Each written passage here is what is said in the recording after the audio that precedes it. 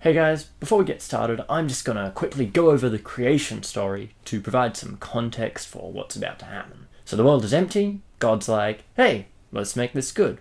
So he makes everything. The grassland, desert, forest, jungle, ice world, fire world, boss. That is not the world, that is a Mario game. And that's not even my joke.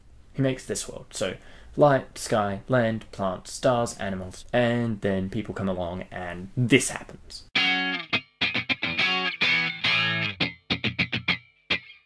So we've got our perfect world, and it has people in it. Well, person in it. And they're told, here's this garden in Eden, and you're going to be tasked with looking after it. And the guy's like, I have no idea what I'm doing. The guy's like, then here's a woman. Here's help. It's worth noting that this Hebrew word for helper that appears in Genesis 2:18 is also the word that appears in Psalm 33:20. The reason this is important is because in the Psalm passage it's saying God is our help. That word help is not trying to indicate, like, subservience. I'm saying that the man's so incompetent he literally can't do everything on his own. That's a side note. Let's get back onto where we were actually going. Adam and Eve are doing adult things, which they probably are still figuring out how on earth they're meant to be doing them, and then the snake comes along and chats to Eve. Did God say you can't eat from any of the trees? And she's like, no. He said we can't touch this one specific tree. And if we touch that one tree, we are going to die. Everything else is fine. And the snake's like, whoa, you're not gonna die. You're just gonna know about good and evil like God. This is a half-truth.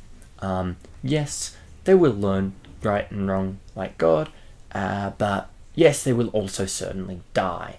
Eve listens to the snake and eats from that one tree that they're not meant to touch. And then she gives the food to Adam. So these guys have made a decision to go against God, and now they've suddenly had the realization that they are naked and this is somehow wrong. They're now aware of good and evil, and they're now aware of their nakedness. They go and hide, and God asks them why they're hiding. And he realizes pretty quickly what they've done, and Adam lays down the best defense known to man. It was Eve's fault. I just did what she told me to do. And then Eve lays down the second best defense. No, the snake told me to do it. I was doing what he told me to do. At the end of the day, this doesn't change the fact that they both chose to do what they did. And God points this out to them, gives them a big lengthy spiel about congratulations, you've broken the garden.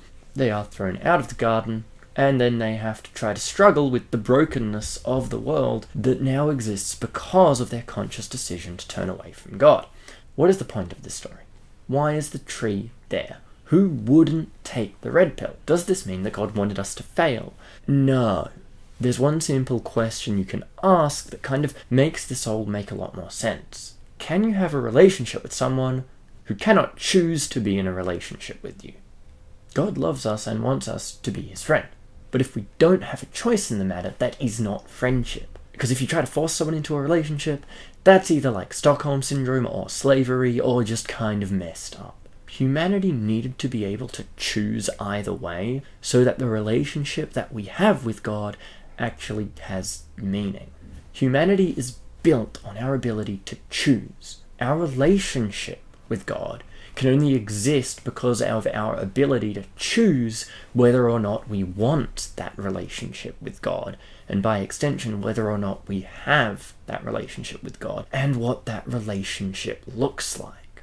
God's love is him saying, you rejected me, but I'm here if you change your mind.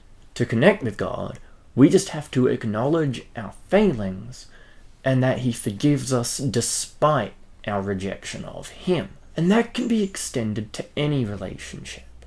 We as humans inherently make mistakes. We hurt people and we are hurt by people. If God can love us despite breaking the world, we can take that on board in how we relate to others.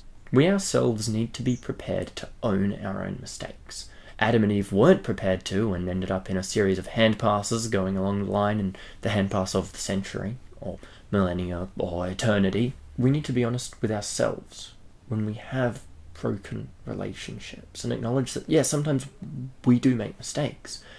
But we also need to remember that, well, God's okay with us making mistakes if we genuinely acknowledge our shortcomings. And we can have that relationship with God because we can choose to. And we acknowledge our shortcomings when we come to him and say, hey, I do want to be your friend.